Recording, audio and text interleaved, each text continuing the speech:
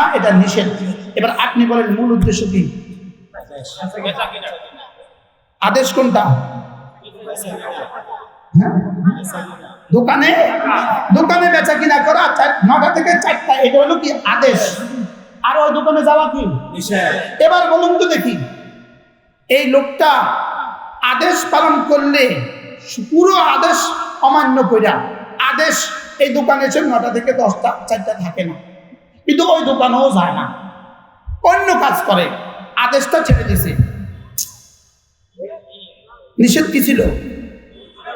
সে নিষেধ করে নাই, কিন্তু আদেশও করে নাই। এখন মালিক তাকে রাখবে? কেন রাখবে না? জোরে বলেন। এবার যদি পুরো আদেশ 100 পালন করছে, লেকিন একটুখানি মাঝে মাঝে ওই দোকানে 2 মিনিট লেগে গেছে, তো মালিক তো বোঝা কাম তো ঠিক মতো করে, সেই দোকানে গেছে দিয়েছে মা। আমি বুঝাইতে পারছি আপনাকে?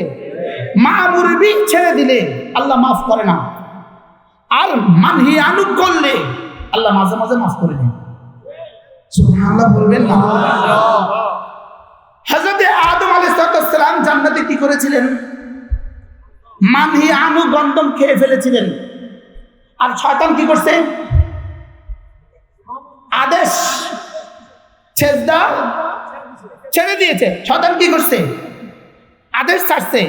আর আদম আলাইহিস সালাম কি করছে? মানহি আনু তো মুরতাকিব হয়ে গেছে। হযরত আদম আলাইহিস সালাম নিষিদ্ধটা খেয়ে ফেলেছেন, আর শয়তান আদেশটা ছেড়ে দিয়েছে। শয়তানের তওবা কবুল হয় নাই, আদম আলাইহিস সালামের তওবা কবুল হয়েছে। আমি কি বুঝাতে পারছি আপনাকে? এবার বুঝে থাকলে বলুন তো নামাজ কি? হ্যাঁ? এবার চুরি কি? এবার কোনটা করা কোনটা না করা আল্লাহর কাছে জঘন্য। নামাজ ছেড়ে দেওয়া জঘন্য। কোনটা থেকে? এর অর্থ কি চুরি করা যায়? এর অর্থ চুরি করা যায়, এর অর্থ জেনা যায়, কিন্তু কোনটা জঘন্য?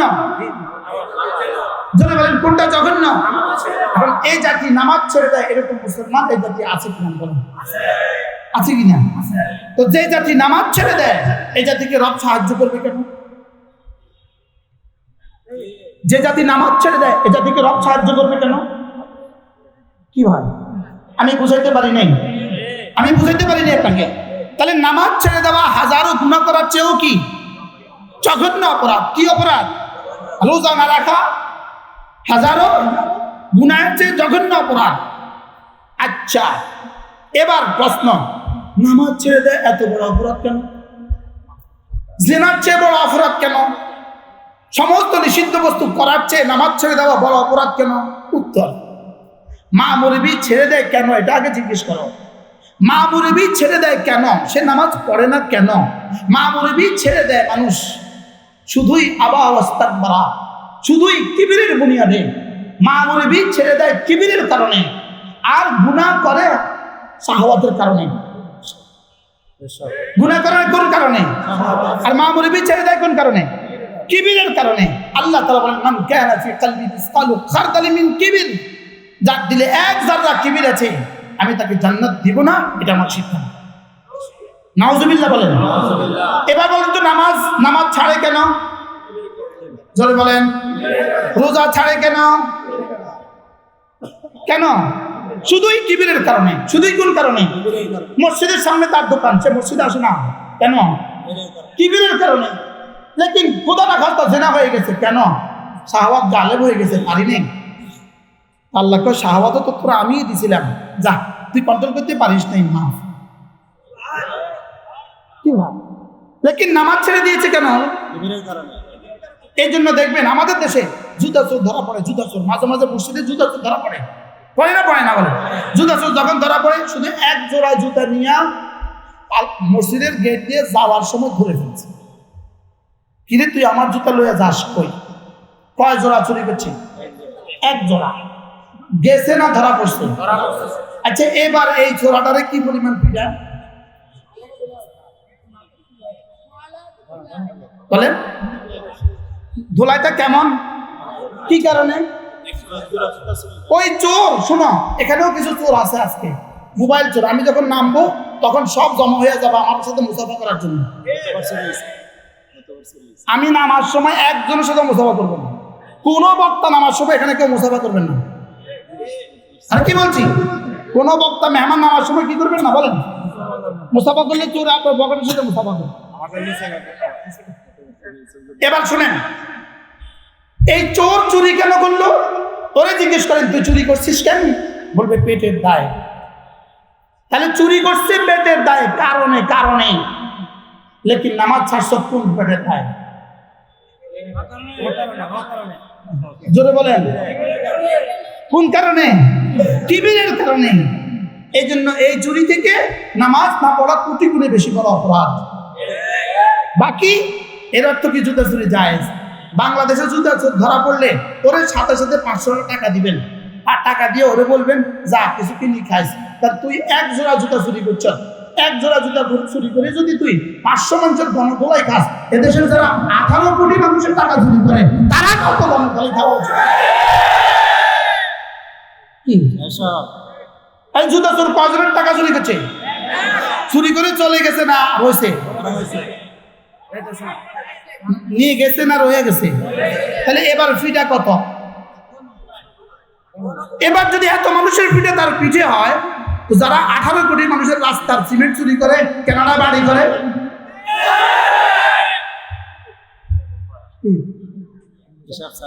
আমেরিকা বাড়ি করে, আচ্ছা এদের কিসমতে পিঠাটা কেমন অপেক্ষা করতেছে?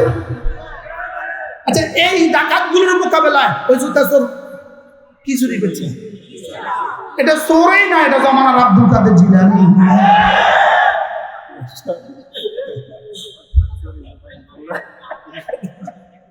এটা জমানার চোরের পীর।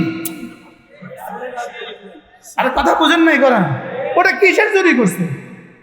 ওটা চুরি করে নাই, এক জোড়া জুতা 500 টাকা, তাও হাত দিছে ধরা যায় গেছে। আচ্ছা বাজারে গেছেন, পকেটে হাত দিছে, পকেটে হাত দিছে, আপনি ধরে ফেলছেন, আচ্ছা শুধু দিছে হাত আর ধরছে, ধরা গায়ে গেছে, পিঠাটা কেমন? চুরি করছে কত টাকা? আপনার পকেটে আছে কত টাকা? 500 টাকা, 1000 টাকা। তা আপনার 1000 টাকার 500 টাকার পকেটে হাত দিয়ে যদি এই পরিমাণ পিটাই হয়, আমাদের জাতির যারা পুরো জাতিকে যারা চুরি করতেছে, জাতির রন্ধে রন্ধে যারা ডাকাতি করতেছে, এই টাকাগুলোর পিটা কেমন হবে? বাকি বলবে যে এই সম্মেলনকে আর করতে দিব না কেন? এই কথাগুলো বলে কেন? এই জন্য আমাদের অপরাধ কি? আমরা জেলে যাই কেন? আমাদের অপরাধ, অপরাধীদের দেশে তুমি নিরপরাধ কেন? আমাদের অপরাধ কি বলেন? অপরাধীদের দেশে। এবার বলুন তো দেখে, বাংলাদেশে যদি আপনি যদি বাংলাদেশের দিকে তাকান, আপনাদের ওসি সাহেবের কাছে যদি 40 বছরের ক্রাইমের রিপোর্ট দেখেন, জুতা চোরের রিপোর্ট দেখেন, পকেট মারের রিপোর্ট দেখেন, জানিয়ার বদমাশের রিপোর্ট দেখেন, 40 বছরেও 1% পাবেন না মাদ্রাসায় পড়ল। বাস্তব না বাস্তব? তাহলে আমরা জেলে কেন? অপরাধীদের দেশে, দুর্নীতিবাজদের দেশে তোমরা দুর্নীতি মুক্ত কেন? গত কয়েকদিন আগে, 2 সপ্তাহ আগে হঠাৎ আমাকে ফোন করছে, আপনার সম্পদের হিসাব দাখিল করেন, আপনার সম্পদের হিসাব দেন। আমি সম্পদের হিসাব দেওয়ার মতো মানুষ বাংলাদেশে আমি ছাড়া আর কারো পাইলেন না। সম্পদের হিসাব দেওয়ার মতো মানুষ বাংলাদেশে আমি ছাড়া আর কারো পেলেন না। আমরা ছাড়া আর কেউ সম্পদের হিসাব দেওয়ার মতো সম্পদ কারণ নাই। আছে না নাই বলেন? আমাদেরকে নিয়ে এত টেনশন কেন? আমাদেরকে নিয়ে এত টেনশন? ওই ইহুদিরা শিখাই দিছে। কারা শিখাই দিছে বলেন? এরা যদি থাকে আমাদের রাস্তা ক্লিয়ার হবে না। আমাদের রাস্তা ক্লিয়ার হবে না বলেন? আমি তো দোয়াই করি বাংলাদেশের গণতন্ত্র এভাবে আরো 100 বছর থাকুক, তাহলে গণতন্ত্রের কুফরি মতবাদ ছিল তবে মুছে যাওয়ার জন্য গণতন্ত্রে যথেষ্ট হবে। মনে হয় বুঝেন না কথা? বলেন গণতন্ত্রের কুফরি মতবাদের জন্য কি? গণতন্ত্রে কি হবে? গণতন্ত্রে যথেষ্ট হবে। যে গণতন্ত্র যদি এটা হয়, এই গণতন্ত্র আমগো দরকার নেই। কি হয়? আল্লাহ মেহেরবানি করে আমাদেরকে বুঝ দান করেন। কি বলছি? মামুরে বি বলেন, মামুরে বি করা আর মানিয়ানু কি ছেড়ে দেওয়া। মামুরে বি না করার অপরাধ বেশি না মানিয়ানু করার অপরাধ বেশি? মামুরে বি না করার অপরাধ কি মানিয়ানু করার অপরাধের চেয়ে বেশি। এবার প্রশ্ন, হুজুর মানহি আনহু যদি কেউ ছেড়ে দেয়, মানহি আনহু নিষিদ্ধ বস্তু কেউ যদি ছেড়ে দেয় তো আল্লাহ তাআলা তাকে কি দিবেন? তাকে কি দিবেন? নিষিদ্ধ বস্তু ছেড়ে দেয় আল্লাহ তাআলা তাকে কি দিবেন? উত্তর, এক যাররা গুনাহ ছেড়ে দেওয়া, এক যাররা গুনাহ ছেড়ে দেওয়া কায়নাতে যত জিনার ইনসান আছে সকলের নফল ইবাদতের চেয়েও আল্লাহ তাআলার কাছে শ্রেষ্ঠ। এবার দুটো মিলালে কি হলো? আগের আবার তার পরের আবার মামুরে বি ছেড়ে দেওয়া গুনাহ করার চেয়ে জঘন্য অপরাধ। এবার গুনাহ ছেড়ে দেওয়া কোটি কোটি মানুষের, আজকের 800 কোটি মানুষের, 800 কোটি মানুষের সমস্ত জিনদের যেই পরিমাণ নফল ইবাদত আছে, এই পরিমাণ নফল ইবাদতের যে দামি যদি একবার ভিন নারী থেকে চোখ মুছে। এবার কি বুঝলেন? তাহলে দুটো দিক মিলান, মামুরে বি ছেড়ে দেওয়ার সুযোগ নেই, মানহি আনহু করার সুযোগ নেই। কি বলছি বলেন? মামুরে বি ছেড়ে দেওয়ার কি নাই, গুনাহ করার কি নাই। তাহলে কোনো ইবাদত ছাড়বো না, বলেন কোনো গুনাহ করবো না। এ হবে আজকে স্লোগান। বলেন কোনো ইবাদত ছাড়বো না, কোনো গুনাহ করবো না, কোনো ইবাদত ছাড়বো না, যত ছোট হোক না কেন, আর কোনো গুনাহ করবো না যত ছোট হোক না কেন।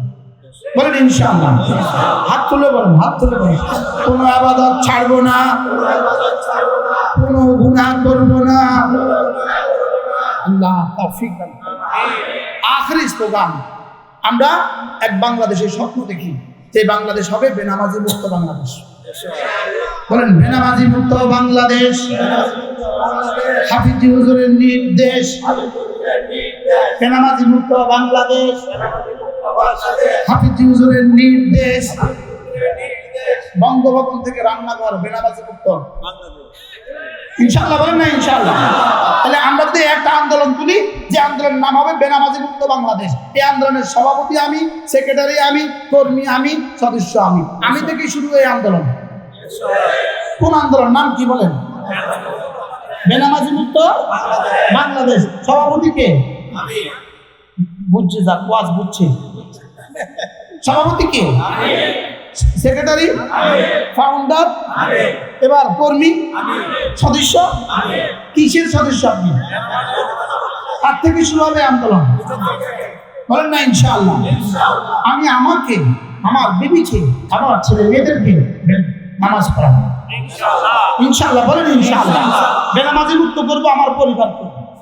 বলেন ইনশাআল্লাহ। আমাদের এই তাহরিক চলছেই চলবে, বেনামাজি মুক্ত বাংলাদেশ।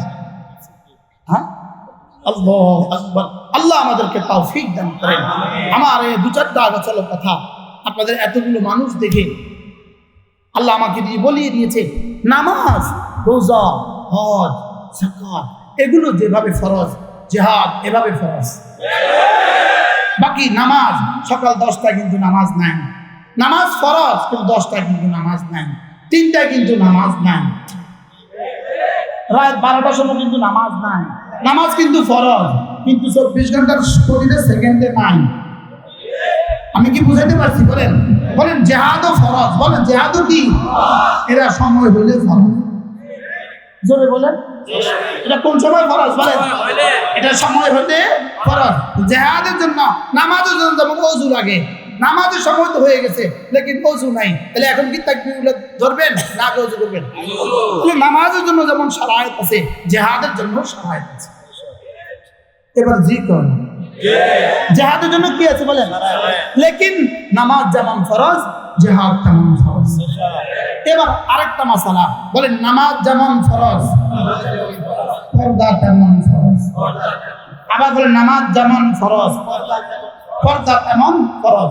পর্দা নারীর জন্য, নারীর জন্য কি নয়? তাবু নয়। পর্দা নারীর জন্য রক্ষা কবচ। পর্দা নারীর জন্য তাবু নয়। কি বলছি বলেন? পর্দা নারীর জন্য কি নয় বলেন? এটা চলন্ত একটা কি নয়, ক্যাম্প নয়, চলন্ত একটা তাবু নয়, এটা চলন্ত একটা মহিষী, চলন্ত একটা মাহফুজ রমণী। বলেন পর্দা নারীর জন্য পর্দা, কমলার জন্য ছিলকা যেমন নারীর জন্য পর্দা তেমন, মুরগির জন্য পালক যেমন নারীর জন্য পর্দা তেমন, শশার জন্য ছিলকা যেমন নারীর জন্য পর্দা তেমন, আলুর জন্য ছিলকা যেমন নারীর জন্য পর্দা তেমন, মালটার জন্য ছোলাটা যেমন নারীর জন্য পর্দা তেমন। অতএব কমলা, ছিলকা শূন্য কমলা যেমন, পর্দা শূন্য নারী তেমন। ছিলকা শূন্য কমলা কিন্তু বেশি দিন টিকে না, বলেন না? পর্দা শূন্য নারী বেশি দিন টিকে না। কতদিন টিকবা? তোমার 70 বছর। কতদিন টিকবা? তোমার 80 বছর। কতদিন টিকবা? না হয় আরো 10 বছর, না হয় আরো 20 বছর। লেকিন যদি পর্দার অন্তরালে ঢুকে যেতে পারো তাহলে ইনশাআল্লাহ কবর, হাসর, মিজান হয়ে জান্নাত পর্যন্ত। কি ভাই, আল্লাহ মেহেরবানি করে আমাদেরকে বুঝ দান করেন। এজন্য নারীর জন্য পর্দা, নারীর জন্য ঘর, নারীর জন্য ঘর, নারীর জন্য জেলখানা নয়, নারীর জন্য ঘর, নারীর কর্মস্থান। কি বলেন? কি জেলখানা দেখবেন কিছু কয়েদি আছে, আর কিছু আছে জেল পুলিশ, কিছু আছে কি যারা কয়েদিদেরকে কি দেয়, পাহারা দেয়। ওই কয়েদিদেরকে যারা পাহারা দেয় জেল পুলিশ, এই বেচারারা কিন্তু 8 ঘন্টা ডিউটি করে। 8 ঘন্টা কিন্তু মোবাইল নেই, 8 ঘন্টা কিন্তু বিভিন্ন লোকের কথা বলতে পারে না, 8 ঘন্টা কিন্তু ওদের কাছে কিছু নেই। 8 ঘন্টা শুধু দাঁড়ায় থাকে। কয়েদি ভিতরে সে বাইরে দাঁড়ায় আছে। আমরা মাঝে মাঝে বলতাম আমিও কয়েদি দোস্ত, আমিও কয়েদি, আমিও কয়েদি, আমিও কয়েদি। বাকি আমি ভিতরে আছি, আমার একটা কর্মস্থল নয়, আমার একটা কর্মস্থল। আমি একটা কি বলেন?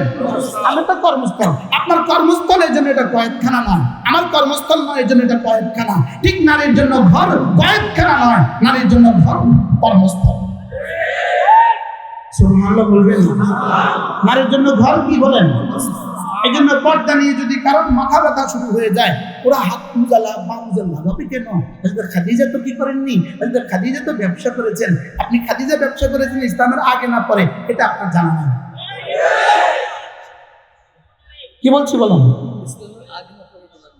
নবুয়তের আগে ব্যবসা করেছেন না পরে ব্যবসা করেছেন, এটা আপনার জানা নেই। কি কি ভাই, আগে করেছেন না পরে করেছেন? জোরে বলেন, আগে করেছেন না পরে করেছেন? আল্লাহু আকবার কবীরা। এজন্য হযরত খাদিজা রাদিয়াল্লাহু আনহার চরিত্র দিয়ে, খাদিজা রাদিয়াল্লাহু আনহার চরিত্র দিয়ে হাত মুজা পা মুজা পরে কেন, এটার জন্য দলিল দেওয়ার কোনো অবকাশ ইসলামে নাই। ইসলামে কি না? আল্লাহ মেহেরবানি করে আমাদেরকে বুঝানো সহজ করে দেন। বলেন মা'মুর বি আদায় করব, কি আদায় করব? আবার বলেন কি আদায় করব? আর কি ছাড়বো? মানিয়ে আনো ছাড়বো। যেগুলো আদেশ আছে এগুলো করব, যেগুলো নিষিদ্ধ আছে এগুলো ছেড়ে দিব। আল্লাহ তাআলা আমাদের সবাইকে তৌফিক দান করেন, গুনাহমুক্ত জীবন দান করেন। আল্লাহ ফলাশরে উলামা সম্মেলনকে আল্লাহ তাআলা কিয়ামত পর্যন্ত দায়মান কায়েম রাখেন। আল্লাহ তাআলা আমাদের সকলকে হেফাজত করেন। সুবহানাল্লাহি ওয়া বিহামদিহি, সুবহানাল্লাহুম্মা বিহামদিক, আশহাদু আল লা ইলাহা ইল্লা আনতা, আস্তাগফিরুকা ওয়া আতুবু ইলাইক। নারায়ে তাকবীর।